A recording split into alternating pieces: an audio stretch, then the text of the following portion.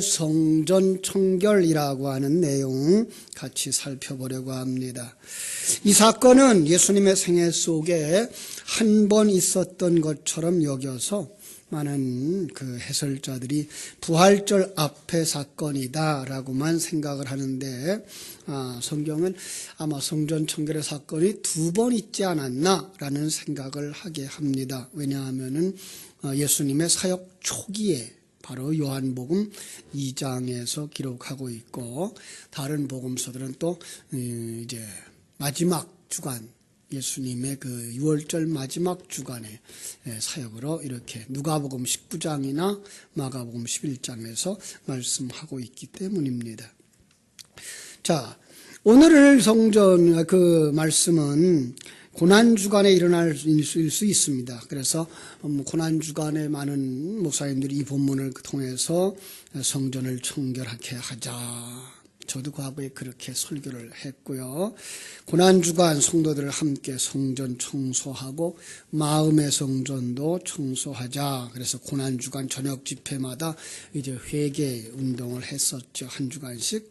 금년에도 고난주간을 가질 것입니다. 그리고 교회 청소도 해야 할 것입니다. 그러나 오늘은 그것보다 더 정확한 성경이 가지고 있는 성전의 의미, 그것이 무엇이며 완성될 성전 내다보자. 그래서 마땅히 헐어버려야 할 성전이 무엇인지, 그리고 새롭게 세워야 할 성전이 무엇인지 바로 찾아볼 수 있었으면 하고 생각을 합니다.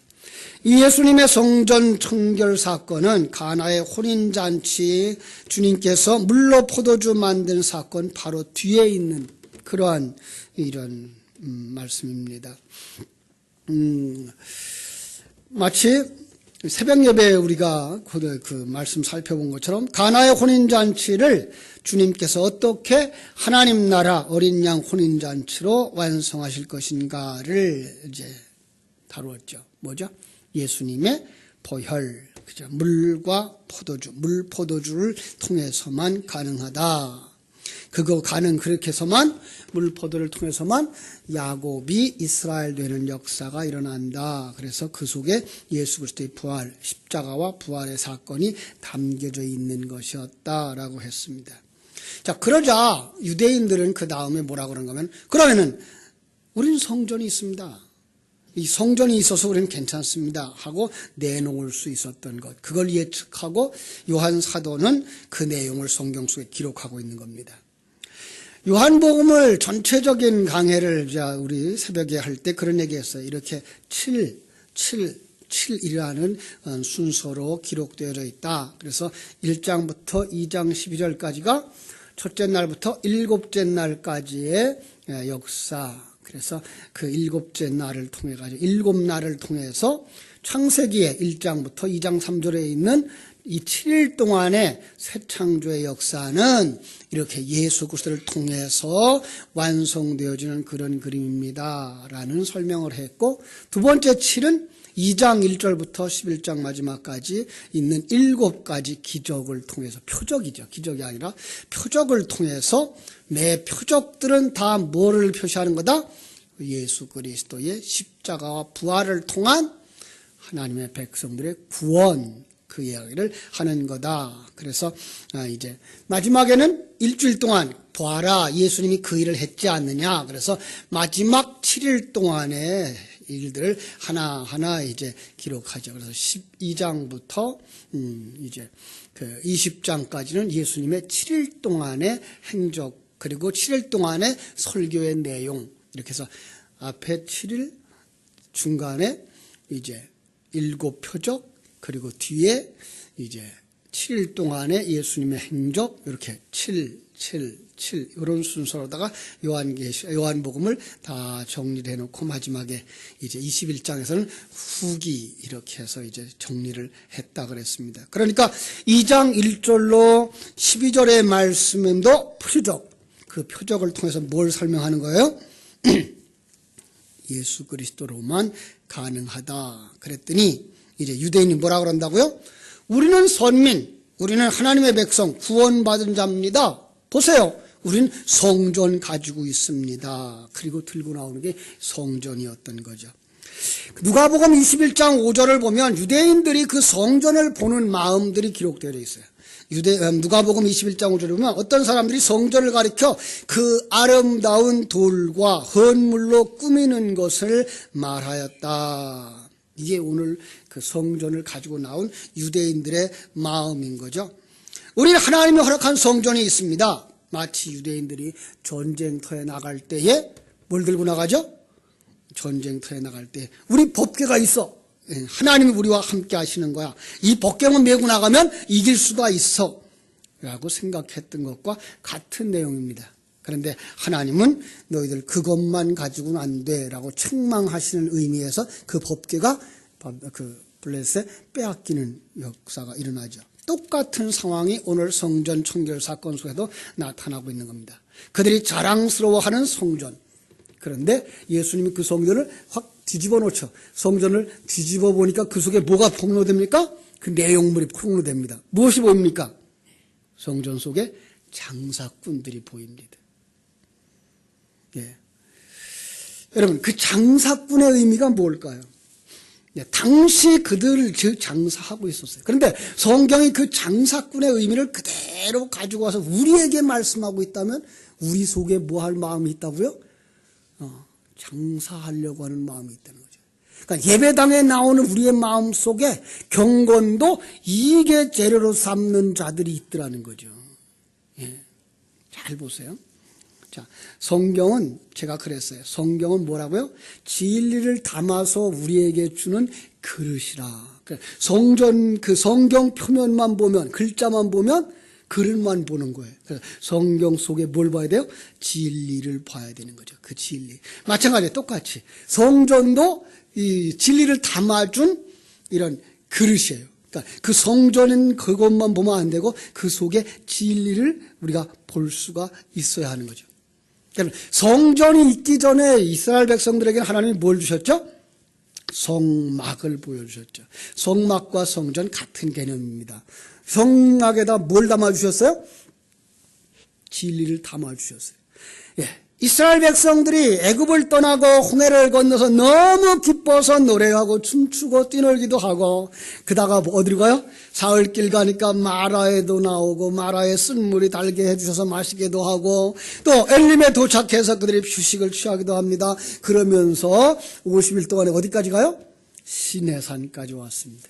자, 시내산에 왔을 때 하나님이 모세를 그들의 대표로 불러서 이제 시내산 꼭대기에 올라갔는데 하나님이 그에게 뭘 줍니까? 십계명도 주고 제사법도 주고 그리고 성막도 건설할 수 있도록 줍니다. 그러니까 십계명, 제사법, 성막 속에다 뭘 담아주신 거예요? 진리를 담아서 주신 것입니다. 내가 너희들에게 이 일을 행할 거야. 어떤 일입니까? 성막 안에 있는 내용입니다. 그리고 제사를 통해서 자신들이 죄인이라는 사실을 깨닫게 하시는 겁니다. 그래서 이스라엘 백성들에게 제사를 드리라 그런 겁니다. 그 속에서 뭘 볼 수 있어야 돼요? 자기가 죄인인 것과 하나님의 은혜에 덮여짐으로 말미암아 우리가 완성되어 천국에 들어갈 이 신실한 내용을 볼 수가 있어야 되는 겁니다. 그런데 그들은 그걸 보지 못하고 뭐만 봅니까? 밖에 있는 그림만 봅니다. 그릇만 봅니다. 그래서 그들은 제사만 드렸고 성막만 가지고 다녔을 뿐입니다. 십계명만 보았고 그 속에 있는 진리를 보지 못했습니다. 에레미야 요아킴이라고 하는 이스라엘 역사를 쓴 사람이 그 역사를 보면 예수님 당시에 6월절에는 이스라엘 백성들이 13만 명이 남자들이 예루살렘으로 모여들었답니다. 13만 명이 6월절 하루 동안에 제물을 드리는데 몇 마리의 양과 소를 잡는가 하면 25만 마리를 잡았대요. 하루 동안에 얼마나 넓은 장소에서 그냥 축구장 2개밖에 안 되는 그 크기 운동장에서 25만 마리에 잡아서 피를 흘렸으면 그 바닥이 뭐가 됐을까요? 완전히 피바다입니다. 그 제사물을 잡는 제사장들의 옷은 어떻게 됐을까요? 완전히 빨갑니다. 성막에다 성전에다가 피 뿌렸으니 그 피가 성전이 어떻게 될까요? 완전히 새빨개지는 겁니다. 25만 마리. 예. 그래서 그들에게 뭘 보여주는 거예요? 너희들은 마땅히 죽을 죄인이야. 이걸 보여주는 겁니다. 그런데 그들은 그게 안 보였어요. 그들은 뭐만 보였어요? 나는 양을 잡아 하나님께 드렸으니까 내 죄는 사함 받았을 거야 라는 그것만 보였던 거죠. 그죠? 자, 그러다 보니까 여기다가 또 누가 개입하는가 하면 제사장들이 개입해서 장사하기 시작했어요. 자, 제사장들은요, 그 제물이 가져오면 어떤 제물을 하나님께 드려야 되죠? 흠과 티가 없어야 돼요. 예. 근데 흠은 양을 머리끝에서 꼬리까지 이렇게 살펴보면 흠이 있을까요, 없을까요? 흠을 얼마든지 잡을 수 있는 거예요. 그 흠 없는 양이란 말은 예수 그리스도를 상징하고 있는 건데 불구하고 그걸 보지 못하고 그들이 잡는 양만 보면서 흠을 잡는 거예요. 그래서 그들이 가지고 오는 양, 그들이 그 사흘 동안 나흘 동안 같이 가지고 오면서 이게 나야. 그래서 내 대신 죽는 거야. 이 마음 가지라고 그 양을 끌고 오도록 했는데 거기다 흠을 잡아가지고 이 양은 안 돼. 그리고 저희 가서 그 양을 흠 없고 티가 없는 양을 사와. 그래놓고는 제사장들이 배설해 놓은 시장 장사꾼들한테 가서 양을 아주 비싼 값에 사오게 한 거죠. 나중에는 그들이 가져오는 건 다 거절당하니까 재물을 가지고 가겠어요? 돈만 가지고 오겠어요? 요즘 사람들처럼 돈이면 다 돼. 그래서 돈만 가지고 올라와서 제사장들이 파는 양을 사다가 제물로 바치는 거죠. 양은 엄청 비쌌고 제사장들은 대단한 폭리를 취했죠. 돈 바꾸는 것도 역시 마찬가지. 그들이 사용하는 로마 돈, 헬라 돈에는 그 로마의 형상이, 그 황제의 형상이 다 들어가 있어서, 두상이 들어가 있어서 이건 그 하나님께 드릴 수가 없어. 그래가지고 그들은 이방 나라의 세겔이라고 하는 반세겔을 하나님께 드리게 됐는데, 반세겔을 바꾸려고 그러면은 한 세겔치의 돈을 주어야만 반세겔을 바꾼 거예요. 그러니까 폭리를 취한 거예요. 돈 바꿔주면서 엄청난 이득을 취한 거죠. 그래서 그들이 어떤 사람들이에요? 장사꾼, 이런 의미예요. 자, 그런데 조금 더 나아가면 이 재물을 바쳤으니까 난 사함 받았을 거야 라는 마음 가지고 우리가 예배를 드렸으니까 난 하나님의 백성이야, 헌금 드렸으니까 난 복을 받을 거야 라는, 이것 주니까 하나님 이것만큼 주세요. 예. 그래서 심지어는 뭐라 그래요? 이 일만 잘 성사되면 내가 10분의 1을 드리겠습니다. 이 일만 잘 성사되면 내가 10분의 2를 드리겠습니다라고 하는 하나님 앞에 나와서 뭐예요? 거래를 하고 있는 성도들의 모습, 그걸 갖다 뭐라 하는 거예요? 제사장, 아니 그걸 갖다가 장사꾼이라고 말하는 거죠. 여러분, 성막을 무엇을 의미한 것입니까? 하나님이 그들 안에 임재하고 계시다.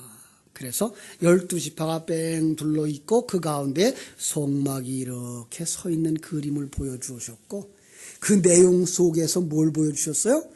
너희들은 이렇게 죄인들이야. 마땅히 죽어야 할 너희들인데 예수 되신, 양 되신 예수가 대신 죽어주심으로 말미암아 너희들은 지성소 안에 새하늘과 새 땅 속에 들어가는 거야 라는 이런 그림을 그들이 볼 수 있었어야 되는데 이 내용을 보이지 못했어요.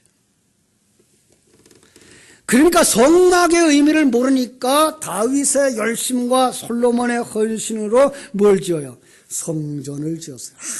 아주 화려하게 성전을 지었어요. 그리고 그들이 그것이 아니다라는 하나님의 소식을 들으려고 하나님께서 그들을 바벨론의 포로로 잡혀가게 하실 때에 그 솔로몬 성전이 무너졌어요. 70년 포로 생활하고 나서 그들이 돌아올 때 하나님께서 스룹바벨을 통해서 성전을 건축하게 했는데 이런저런 이유로 말미암아서 49년에 걸쳐서 새롭게 성전을 재건했어요. 자, 이런 메시지를 다니엘서 9장에서 이미 예언해 주셨어요. 다니엘서 9장 20절로부터 27절인데요. 제가 오늘은 24절부터 26절만 읽어드릴게요. 다니엘서 9장 24절. 내 백성과 내 거룩한 성을 위하여 70일에를 70일에죠. 기한을 정하였나니 허물이 그치며 죄가 끝나며 죄악이 용서되며 영원한 의가 드러나고 환상과 예언이 응하며, 이거 이제 하나님이 약속한 것들이 그 속에서 일어나요. 그런데 또 지극히 거룩한 이가 기름 부음을 받으리니, 예수 그리스도죠. 그러므로 너는 깨달아 알지니라. 예루살렘을 중건하라는 영이 날 때부터, 누가 그래요? 아닥사스다 왕이 스룹바벨 성전 건축하라는 거죠. 그때부터 기름 부음 받은 자 곧 왕이 일어나기까지 7일에와 62일에를 지낼 것이요. 이거 62일에와 7일에죠. 그 곤란한 동안에 성이 중건되어 광장과 거리에 세워질 것이며 62일의 후에 기름 부음을 받은 자가 끊어질 것이며, 예수 그리스도의 죽으심입니다. 그리고 그 사건을 재차 설명하는데, 장차 한 왕의 백성이 와서 그 성읍과 성소를 무너뜨리려니와 그의 마지막은 홍수의 휩쓸림 같을 것이며 또 끝까지 전쟁이 있으리니 황폐할 것이 작정되리라. 이게 뭐예요? 성전이 헐려지리라. 또 다시 설명합니다. 그가 장차 많은 사람들과 더불어 한 일해 동안에 언약을 굳게 맺고 그가 그 일의 절반의 제사와 예물을 금지할 것이며, 왜 금지해요? 예수 그리스도의 십자가의 제물로 완성되었기 때문에. 그렇죠? 또 포악하고 가증한 것이 날개를 의지하여 설 것이며 또 이미 정한 종말까지 진노가 황폐하는 자에게 쏟아지리라 하였느니라 하니라. 여기서 일은 70일에라는 의미가 이제 내려온 거죠. 근데 70일에가 어떻게 나누었어요? 앞에 있는 7일에, 중간에 62일에, 뒤에 한 일에 이렇게 나와져 있는 거예요. 그런데 이걸 그림은요, 그 앞에 있는 7일에는 역사적 사건이기 때문에 이 땅에서 다 완성되어져요. 그래서 7일에 77이 49죠. 그 49년 만에 스룹바벨 성전은 완성돼요. 그 다음에 62일에, 그러면 몇 년일까요? 62 곱하기 7. 그러면 이제 403년 되겠죠. 그죠? 그 기간 동안에 뭐가 일어나요? 그 기간 동안에 이제 예루살렘 성전이 세워지는 거예요. 예. 그리고 그때에 거기다가 플러스해서 묵시 세계가 보여지는데 뭔가 하면 세 일의 반 동안에 지나가요. 그 기름에 뭐가 끊어져요? 거기서 뭐가 끊어질 것이며 기름 부음 받은 자가 끊어져 없어질 것이며, 그죠? 그때 뭐가 없어져요?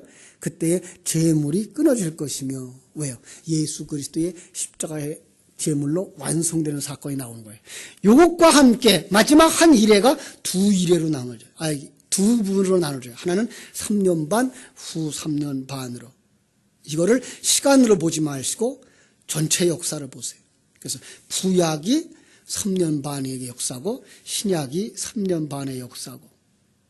그래서 구약도 시간적 구약이 아니라 은혜의 언약. 구약은 율법의 언약. 이렇게 보시면 창세기에도 율법이 나오고 은혜가 나오고 지금도 율법이 나오고 은혜가 나오는 시대. 누구는 지금 율법을 볼 수밖에 없고 누구는 지금 은혜를 볼 수 있다는 얘기. 그 얘기를 쭉 하면서 제3의 성전이 완성되는데 그 제3의 성전이 뭘까요? 첫 번째 성전은 이 세상에 있는 육신의 눈으로 볼 수 있는 성전. 두 번째 성전은 사실은 예수 그리스도와 함께 이 땅에 있는 모든 성전. 그리고 세 번째 성전은 우리 안에 세우는 성전. 그래서 고린도전서 3장 16절에서는 하나님께서 뭐라고 말씀하시죠? 너희는 그죠? 너희가 하나님의 성전인 것과 하나님의 성령이 너희 안에 거하신 것을 알지 못하느냐? 누구든지 하나님의 성전을 더럽히면 하나님이 그 사람을 멸하시리라. 하나님의 성전은 거룩하니 너희도 거룩할지니라 라고 말씀하죠. 그래서 이제 첫 번째 성전은 보이는 성전, 두 번째 성전은 보이는 성전 안에 담겨 있는 예수 그리스도의 성전, 세 번째 성전은요, 우리 성전. 예. 자, 그럼 지금 예수님이 여기서 부수려고 하는 성전은 어떤 성전이에요? 보이는 성전. 예. 그래서 예수님이 이 성전을 헐라 그랬더니 그들이 뭘 봐요? 성전 그 화려한 몇 년 동안 지었다고요? 46년 동안. 나중에 그거가 이제 그 주후 63년까지 지어져요. 대략 한 80년 가까이 69년 동안의 성전을 지어요. 그 성전 다 지어놓고 몇 년 만에 무너지지 아세요? 7년 만에 타이투스에 의해서 그게 다 무너져요. 그리고 그 성전의 모든 금부치들 다 뺏어가서 돌 위에 돌 하나도 남겨지지 않는 무너짐이 일어나는 거죠. 이게 하나님의 헐어버리신 거예요. 왜요? 그거 성전, 내가 그 세워라는 성전은 그렇게 보이는 성전이 아니야. 그래서 그걸 다 헐어버리는 거죠. 근데 그게 조금 남아있는 데가 지금 뭐예요? 통곡의 벽이라고 하는 것들, 그 당시에 성전에 남아있던 조그만 돌, 그 큰 돌, 그것들 요만큼 남아있는 벽. 거기에 와서 유태인들은 다시금 그 성전이 세워지기를 위해서 기도하고 있는데 하나님 세우실까요? 안 세울까요?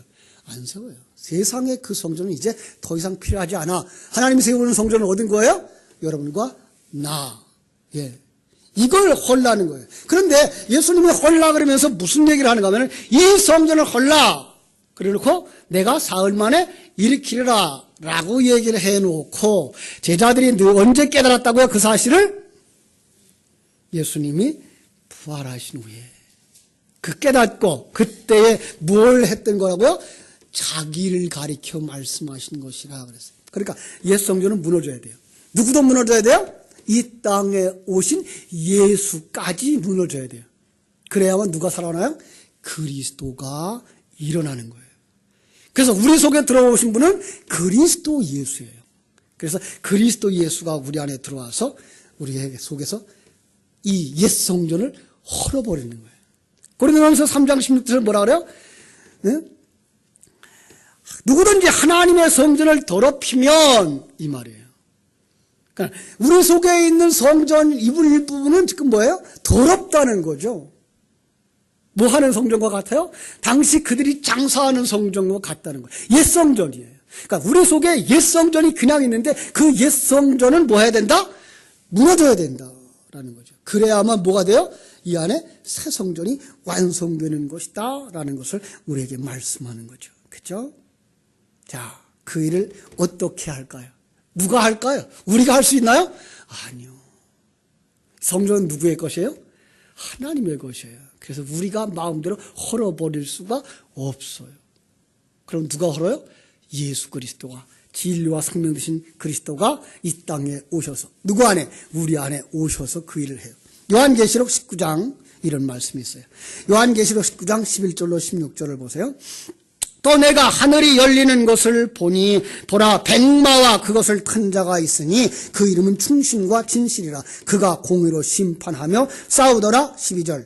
그 눈은 불꽃 같고 머리에는 많은 관들이 있고 또 이름 쓴 것 하나가 있으니 자기밖에 아는 이가 없고 또 그가 피 뿌린 옷을 입었는데 그 이름은 하나님의 말씀이라 칭하더라. 하늘에 있는 군대들이 희고 깨끗한 세마포 옷을 입고 백마를 타고 그를 따르더라. 그의 입에서 예리한 검이 나오니 그것으로 만국을 치겠고 친히 그들을 철장으로 다스리며 또 친히 하나님 곧 전능하신 이의 맹렬한 진노의 포도주 틀을 밟겠고 그 옷과 그 다리에 이름을 쓴 것이 있으니 만왕의 왕이요 만주의 주라 하였더라. 여기 예수 그리스도가 백마 타고 오셔요. 그런데 그 입에서 뭐가 나와요?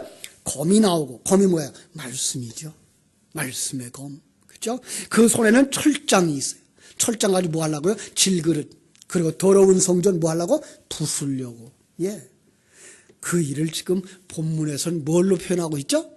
예수님이 노끈으로 채찍을 만들어서 그 안에 있는 짐승들, 그죠? 다 쫓아내는 그림으로 있는 거예요. 이게가 하나님의 말씀이 우리 안에 들어와서 우리 안에 있는 짐승의 속성, 하나님의 말씀에 다 사로잡히지 아니한 그 속성, 옛사람들, 그 형식주의, 그리고 그 종교주의, 율법체계, 세상적 가치관, 세상적 철학, 뭐 하는 거예요? 다 부숴내는 거죠. 그렇습니다. 그때에 그 성전 바로 모퉁이에 누가 있었는가 하면 산헤드린 공회의가 있었어요. 그래서 산헤드린 공회의가 거기서 그 소식을 듣고서 막 달려나왔죠. 왜요? 이 어떤 사가 감히 이런 일을 하는가? 그들은 알았어요. 이런 큰 일을 할 수 있는 분은 누구밖에 없다? 메시아밖에 없다. 그럼 당신은 메시아입니까? 그럼 메시아라는 그 표징을 주십시오. 표적을 주십시오. 그것이 바로 그 18절 얘기예요. 요한복음 2장 18절 볼까요? 이에 유대인들이 대답하여 예수께 말하기를 내가 이런 일을 행하니 무슨 표적을 우리에게 보이겠느냐? 그랬더니 예수님이 뭐라 그래요? 대답하여 이르시되 너희가 이 성전을 헐라 내가 사흘 동안에 일으키리라. 그분이 메시아이신 표적은 뭐예요? 성전을 헐고 새 성전을 세우는 것. 여러분 그분이 예수 그리스도 메시아라고 믿기 때문에 그분이 우리 안에 계심을 믿으면 우리는 뭐 하는 걸 믿어야 돼요? 내 안에서 그분이 옛사람을 무너뜨리고 새사람 건축하는 걸 보아야 되죠. 여러분 그걸 어디서 볼 수 있습니까? 여러분 하박국서에서 볼 수 있습니다. 하박국서에 가보면은요, 3장을 보세요. 나중에 한번 집에 가서 다 읽어보세요. 3장 전체인데 제가 오늘은 16절 18까지만 읽어드릴게요. 16절에서 18절까지만.